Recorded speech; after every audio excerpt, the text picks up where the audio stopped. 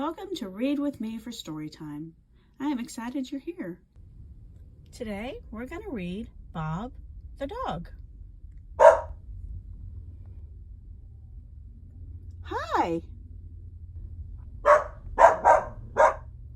I am Bob.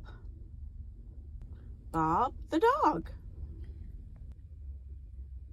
It is so nice to meet you. I like flowers.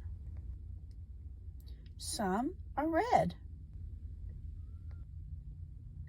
Some are blue. And some are even yellow.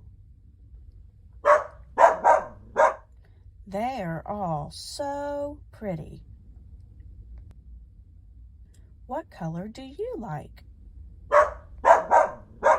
I like them all. But my favorite color is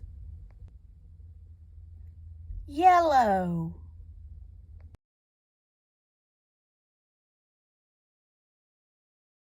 Thank you for reading with me for Storytime. I hope you enjoyed it and come back for more. Please subscribe below.